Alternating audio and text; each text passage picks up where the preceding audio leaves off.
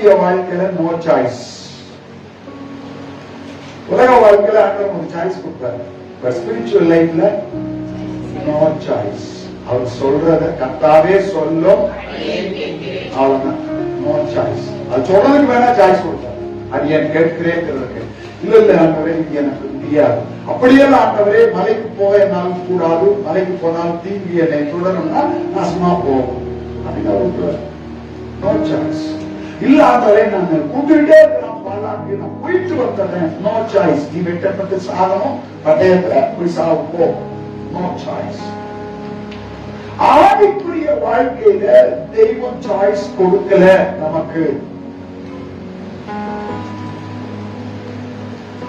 என்ன பார்த்த ரூல்ஸ் மாதிரி பேசுறீங்க? இந்த சபையில சாய்ஸ் இல்லையா? இந்த ரூல்ஸ் சொல்லுது பாரு. எந்த ரூல்ஸ்? எந்த ரூல்ஸ்? இந்த சபையில 1000 சபைங்க.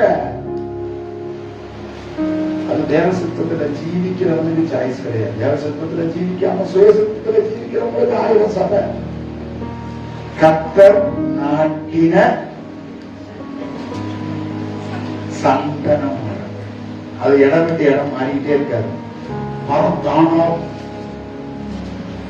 இந்த நேரம் புரியாச்சு, இங்க வச்சிருவோம். அப்புறம் இன்னொரு நாளைக்கு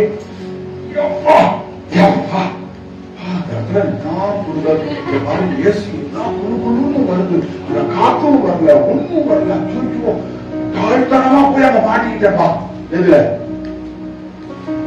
கர்த்தர் உன்னை ஏசி இல்லாத இடத்துல உன்னை வச்சிருந்தா நீ ஏசி இல்லாத இடத்துலதான் இருக்கணும்.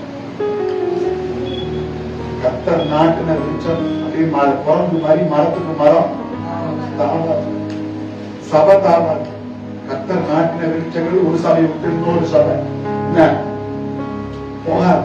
whatever it may be the reason, whatever என்ன காரணமா நான் சென்னை காலையில ஒரு பாஸ்டர் பேசிக்கிட்டு விஷயம் நான் இதே ஒரு வார்த்தை சொன்னேன். குரங்கு தாவற மாதிரி எனக்கு தாவ விருப்பம் இல்லை, இல்லைன்னா என்னைக்கு தூக்கி எரிஞ்சுட்டு போயிருப்பேன். ஒரு காரணத்தினால ஒரு பிரச்சனைனால நான் அவர்கிட்ட பேசி நான் குரங்கு தாவற மாதிரி தாவிட்டே இருந்தா நம்ம ஒரு ஊழியக்காரனா இருக்க முடியாது. அதனாலதான் நான் சாமம் மீதலாக எல்லாத்தையும் சகிச்சுக்கிட்டு இருக்கிறேன் அப்படின்னு அந்த பாஸ்டர் நான் பேசிக்கிட்டு இருக்கேன். பிரியமானவர்களே, கர்த்தர் நாட்டுனா அந்த இடத்துல நின்னாதான் கனி கொடுக்க முடியும். போலாம் புடிங்கி விறங்கியாவது வைக்கலாம், அது கனி கொடுக்காது. ஒரு மரத்தை நீங்க புடிங்கி நட்டுக்கிட்டே இருந்தீங்கன்னா ஒரு நாள் கனி கொடுக்கவே அது வேர்கள் கட்டாயிட்டே இருக்கும், அது கனி கொடுக்காது. இல்ல ஆண்டவரே ரொம்ப ஹாட்டா இருக்கு, எனக்கு ஹாட்டா இருந்தா வீசிங் வந்துடும், கூட ஏசி கடியில போய் நிக்கலான்னு தான் நான் ரொம்ப போயிட்டேன். சாரி, ஸ்பிரிச்சுவல் லைஃப்ல there is no choice. There is no choice. அடிக்கடி இல்லை, இப்ப நான் அந்த வார்த்தையை அதிகம் நான் யூஸ் பண்றது இல்லை. நான் யூஸ் பண்ற வார்த்தையை நீங்கள் தவறாக புரிந்து கொள்ளுகிறதும் உண்டு. நான் ஒரு வார்த்தை சொல்லுவேன், போன கூட்டம் அப்படின்னு. அப்படின்னா என்ன? எவ்வளவு கொண்டு இருந்தா ஏன் சொல்லி இந்த கேள்வியை கேட்பாங்க. நான் அடிக்கடி இந்த வார்த்தையை சொல்லுவேன், இப்ப அதிகம் சொல்றது இல்ல. அதுக்கு அர்த்தம் என்ன தெரியுமா? நீங்க அது ஒரு ஜாதியை குறிக்கிற சொல்லல. பொதுவா இந்த நைப்புறவர்கள் அப்படிங்கிறவங்க ஒரு இடத்துல அவங்க இருக்கவே மாட்டாங்க. அவனுக்கு டென்ட பேத்துக்கிட்டு எங்கேயாவது மாறி மாறி இந்த டென்ட போட்டாதான் அவனுக்கு நிம்மதியே. குழப்பட்டோம்னா அவங்க ஒரு இடத்துல நிலைத்து நிற்கிற கூட்டத்தார் அல்ல. திடீர்னு மனசு மாற்றத்துக்கு பின்னாடி போவோம், திடீர்னு பயங்கர ஆவிக்குரிய எழுப்புகள் எல்லாம் காண்பாங்க. நியாயாதிபதியே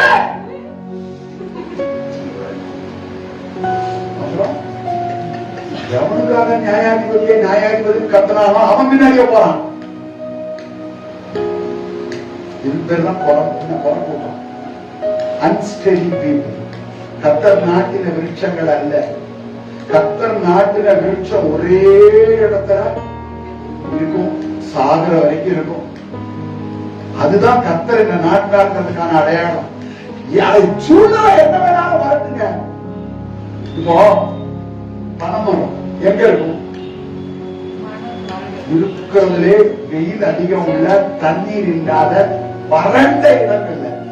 இருக்கிறதுலே ஸ்வீட்டான பதனியை கொடுக்கிறது எது? பனம். தென்னை மரத்துக்கு தண்ணி ரொம்ப தேவை, நல்ல தண்ணீர் பாய்ச்சல்.